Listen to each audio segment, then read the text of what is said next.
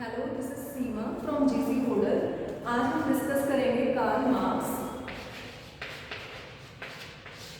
संघर्षवादी विचारक Karl Marx, जिनका जन्म 1818 में हुआ था और जिनकी मृत्यु 1883 में हुई थी। ये जर्मनी से हैं, इन्हें हम जर्मन फिलोसोफर कहते हैं।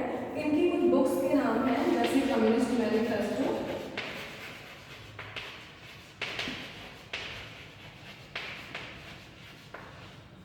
Communist manifesto, the German ideology,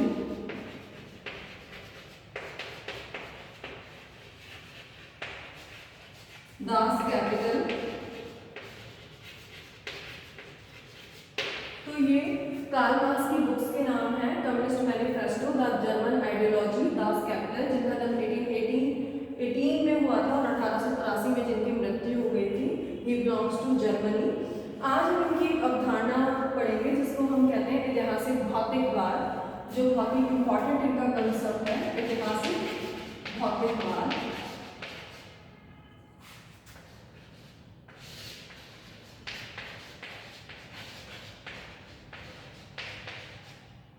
ऐतिहासिक भौतिकवाद जिसे हम द्वंद्वात्मक भौतिकवाद भी कहते हैं।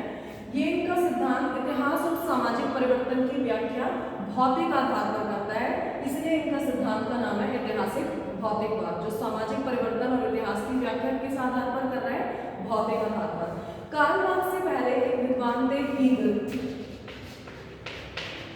हीगल, जिनके सिद्धांत का नाम था द्वंद्वात्मक आदर्शवाद, द्वंद्वात्मक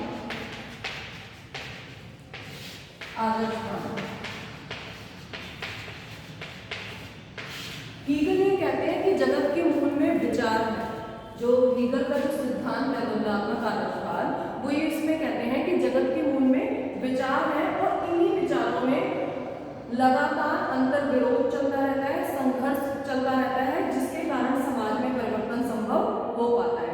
ये कहते हैं कि हर विचार एक वाद के रूप में उत्पन्न होता है, वाद होता है, और ये वाद भी अपने आप में पूर्ण नहीं है, इसमें भी अंतर विरोध चलता रहता है।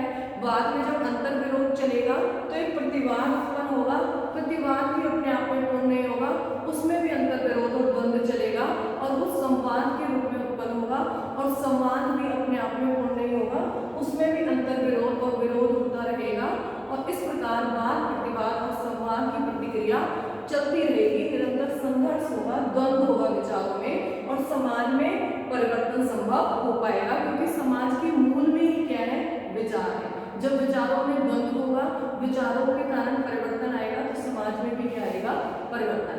पर कार्ल मार्क्स हीगल के इस विचार से सहमत नहीं थे।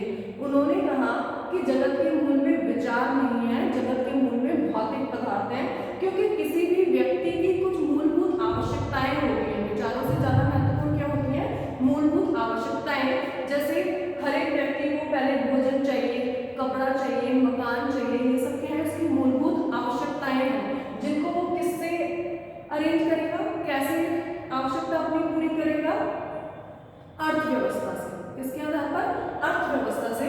तो इस कारण अगर हम कार्ल मार्क्स का देखें तो कार्ल मार्क्स हीगल से सहमत नहीं है।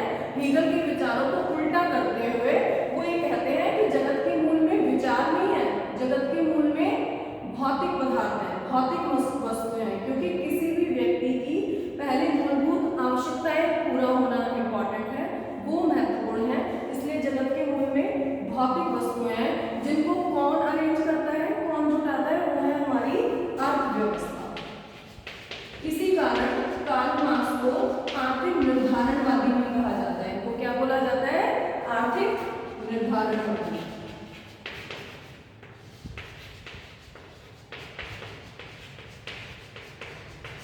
ये कहते हैं कि प्रत्येक समाज की जो अर्थव्यवस्था है वो बहुत ही महत्वपूर्ण पक्ष है। पक्ष तो और भी इंपॉर्टेंट है, जैसे राजनीतिक है, धार्मिक है, सामाजिक है, सांस्कृतिक है, और जो अर्थव्यवस्था है वो आधारभूत है। इसीलिए इन्होंने अर्थव्यवस्था को अधोसंरचना का नाम दिया है। क्या होता है अर्थव्यवस्था को, अधोसंरचना।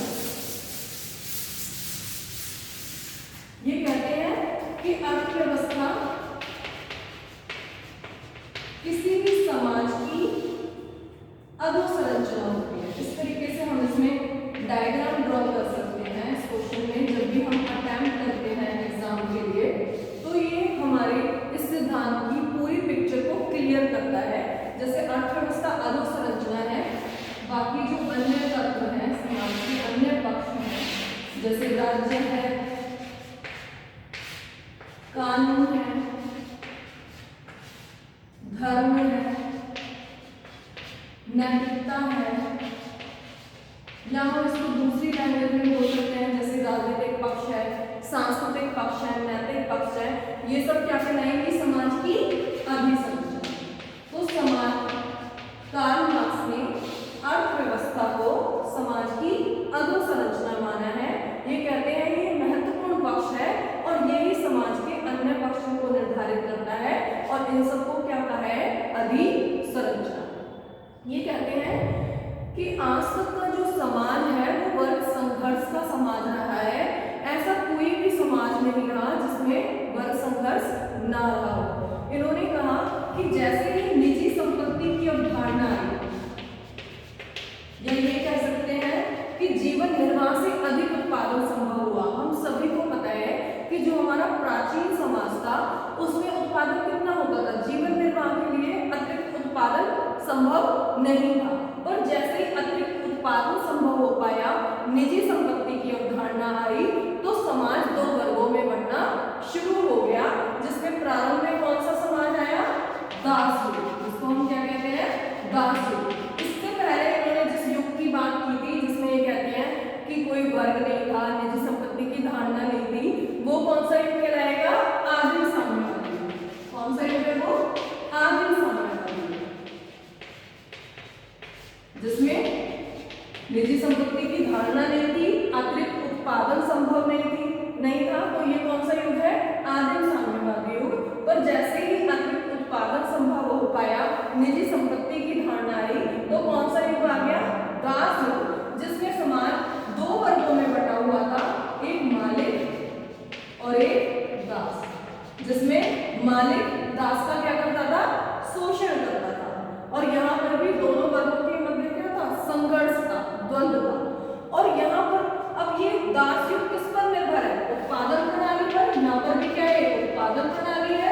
और उत्पादन प्रणाली क्या है? निरंतर गतिशील है, कभी भी स्थिर नहीं रहेगी। उत्पादन प्रणाली में भी निरंतर अंतर विरोध होगा, द्वंद्व होगा, संघर्ष होगा। और इस जब उत्पादन प्रणाली में परिवर्तन आएगा तो फिर कौन सा युग उत्पन्न होगा? सामंत युग, जिसमें अब कौन सी अर्थव्यवस्था आ गई है? कृषि अर्थव्यवस्था। और इस युग में भी समाज दो वर्गों में बढ़ जाएगा, जो एक होगा सामंत और एक होगा अर्धदास किसान। एक होगा सामंत और एक अर्धदास किसान। यहाँ पर भी दोनों वर्गों के मध्य संघर्ष होगा, शोषण करेंगे सामंत दास का। और यहाँ पर भी उत्पादन प्रणाली स्थिर नहीं रहेगी, उत्पादन प्रणाली में निरंतर अंतर्विरोध होगा, द्वंद्व होगा, संघर्ष होगा। और ये युग भी स्थिर नहीं रहेगा। और इस युग के बाद कौन सी अर्थव्यवस्था आ जाएगी? औद्योगिक अर्थव्यवस्था। और कौन सी युग का उत्पन्न होगा? पूंजीवादी युग। कौन सी युग का विकास होगा? पूंजीवादी युग का। यहाँ पर भी दो वर्ग होंगे, एक पूंजीपति और एक श्रमिक। यहाँ पर भी दो वर्ग होंगे, पूंजीपति और श्रमिक। पूंजीपति यहाँ पर श्रमिक का शोषण करेंगे, उनके अतिरिक्त मूल्य को हटेंगे और दोनों वर्गों में क्या चलेगा? संघर्ष चलेगा। और यहाँ पर भी ये अवस्था में स्थिर नहीं रहेगी। कार्ल मार्क्स ये कहते हैं कि पूंजीवादी युग भी स्थिर नहीं है। इन श्रमिकों में क्या आ जाएगी? चेतना, जिसे हम क्या कहते हैं? वर्ग चेतना। श्रमिकों में वर्ग चेतना का विकास होगा। ये सब अपने शोषण के खिलाफ इनके अंदर चेतना उत्पन्न हो जाएगी और ये सभी पूंजीपति के खिलाफ क्रांति करेंगे। तो ऐसे में ये वर्ग खत्म हो जाएंगे और एक समय आएगा सर्वहारा का अधिनायकत्व। और उसके बाद कौन सा युग उत्पन्न होगा? साम्यवादी युग, जहां पर ना कोई वर्ग होगा और ना ही कोई शोषण होगा और ना ही कोई संघर्ष होगा।